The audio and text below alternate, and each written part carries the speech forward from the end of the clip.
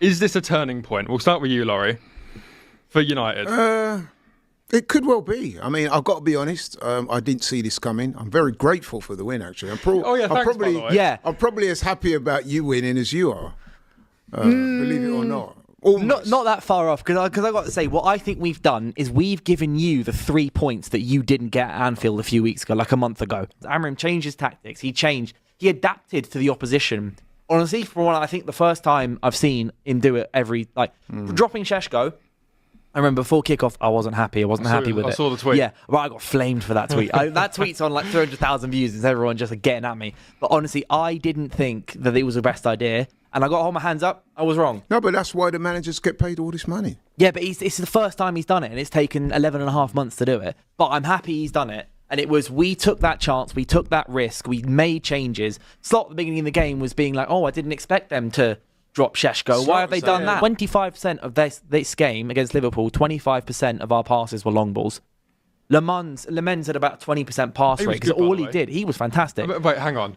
Is he good, or is he just a goalkeeper that can do the fundamentals? I think he's because you've not had a great time with keepers. Yeah. He looks amazing because the people who were playing before him were just terrible. Yeah, I saw him catch a cross and was like, wow. Well, I think there was a corner and he went through someone and caught it, and I was like, wow. But at the same time, he made a massive range of saves against. So he made 5 saves against Liverpool. 2 of them he caught, were literally balls shot at him, and he caught them. 1 or 2 with his feet, and then 2 were diving saves. The range of saves he made against Liverpool, against someone like Isak, £130 million striker, right, who will score 26 goals last season.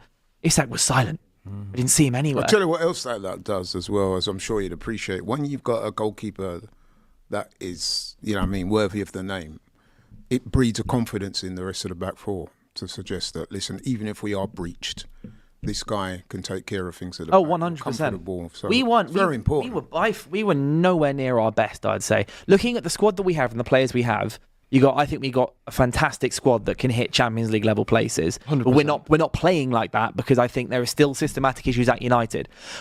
That wasn't our best performance this season. That's probably maybe third best performance. Like our performance against Arsenal was better.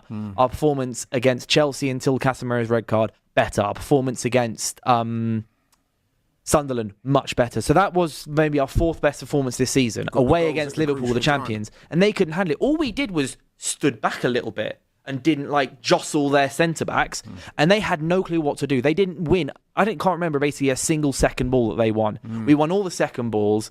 We just ran at them, and we stand in defence, just stayed there. And it helped that you got the early goal. I think that. Big time, definitely. I think it's so telling as well that when Liverpool equalise, usually everyone sits there and goes, "Well, they're going to go and win it now." But even Neville said on commentary, he was like, "I think United can score again." Yeah, he kept saying. He was like, even though they've equalised, I genuinely think United are going to go and score again, which that doesn't really happen at Anfield. I must admit, though, when they did score, I was starting to think that they're going to nick it. I had that vibe. I still don't trust my team, so immediately, as soon as Gakpo scored, I was like, it was a good 75 minutes, guys. Enjoyed that one. But then credit to Amorim, by the way, for when you score, he takes off Bruno. He goes, "I know you're the best player, but I need legs." That was a major I need call. legs in midfield now. So I'm sorry, but we're changing that. Where maybe before he doesn't do that, he tries to give Bruno the full 90, and he was gassed out, but because he works. Bruno wasn't that good. Bar the one moment of quality where he was standout 10 out of 10 for that cross. The second half, in particular, I don't think he had a good game. It was the more Liverpool threw at us, and when they went 4-2-4. With their 2 midfielders being Wirtz and Jones. Minute, by the way. Yeah, but 4-2-4. It's the epitome of a good player. That's what we always talk about. He's a clutch player. He didn't have the best game, but he still influenced it. You could go missing for large spells in a football game, but it is 90 minutes. Yeah. Leave a guy like that on the pitch, and he can come up with something. Nick's in the chat. I know. Yeah, Nick's in the chat saying, "Has anybody seen Mo Salah?" Mate, I mean, Culture Cam's search warrant's still out there.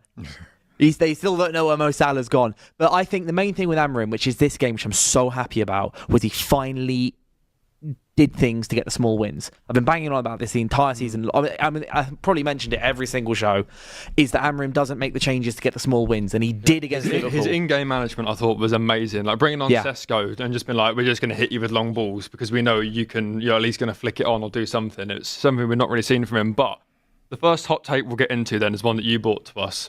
Should Sir Harry Maguire be starting for England at the World Cup?